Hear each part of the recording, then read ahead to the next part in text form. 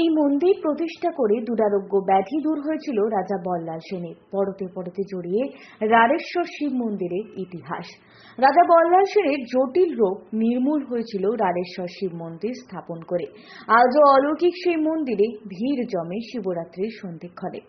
অগাধ ভক্তি আর মনের আস্থা নিয়ে শিবলিঙ্গে জল ঢাললে মনস্কামনা পূরণ হয় বলেও অনেকের মত। ইতিহাস বলছে প্রায় ৮০০ বছর আগে গড় জঙ্গলে আধিপত্য বিস্তার করেছিলেন রাজা বল্লাল সেন। কাঁকসার মলানদিঘি, বনকাটি সহ আশেপাশের বেশ কয়েকটি অঞ্চলের মাঝে গড় জঙ্গলে অজয়পাড়ে আধিপত্য বিস্তার শুরু করেছিলেন। দুষ্কৃতীদের দমন করতে গঠন করেছিলেন সৈন্যদলও। আর সেই সময়ই এক জটিল রোগে আক্রান্ত হয়ে পড়েন রাজা বল্লাল সেন।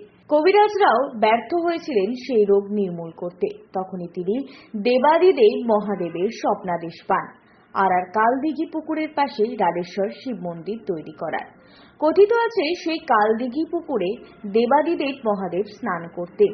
ওই পুকুরের পাশে পূর্ব ভারতের বেলে ও ঝামা পাথর দিয়ে তৈরি করা হয় রাড়েশ্বর শিব মন্দিরটি।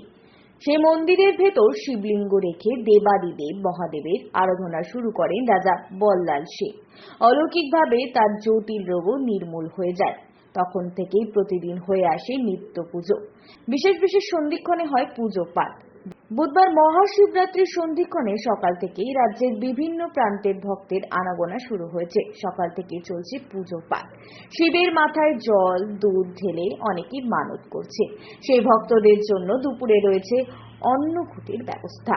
মন্দিরের সেবায়েত জানান, এই মন্দিরে রয়েছে নানান অলৌকিক কাহিনী। মনের ভক্তি আর অগাধ আস্থা দিয়ে যদি কেউ পুজো দেন তাহলে মনস্কামনা পূরণ করেন বাবা।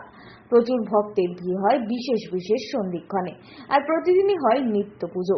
বর্তমানে স্মৃতি বিজড়িত মন্দির পুরাতত্ত্ব বিভাগের অধীনস্থ। ভক্তদের যাতে সমস্যা না হয় সেদিকেও নজরদারি চালায় পুলিশের পাশাপাশি মন্দির কমিটি।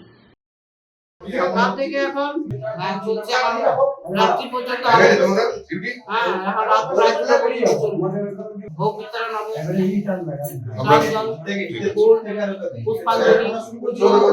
পুজো দিতে এসে তপতিকর নামের এক মহিলা জানান, প্রতি বছরই আসেন শিবরাত্রিতে পুজো দিতে, আর সকাল থেকেই লাইনে দাঁড়িয়ে আছেন তিনি।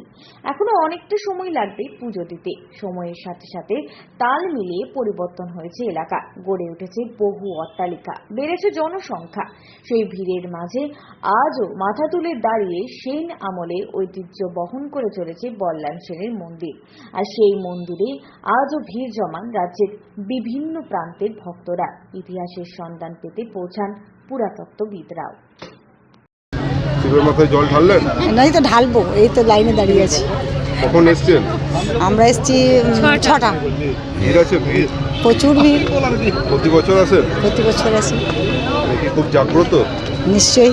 আমাদের এখন খুব ভালো ম্যানেজমেন্ট, এখন প্রচুর ভালো ম্যানেজমেন্ট করেছে। আগে প্রচুর অশান্তি হতো, এখন আর সেটা হয় না। কতক্ষণ লাগবে যেতে আপনার জল ঢালতে? কতক্ষণ সময় লাগবে? আমার এই তো আমার এখন তো লাগলোই তো 9:42।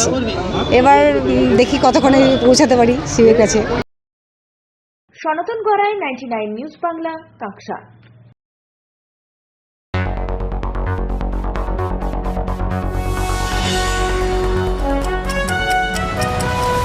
আপনারা দেখছেন 99 নিউজ বাংলা। বদলাবো আমরা।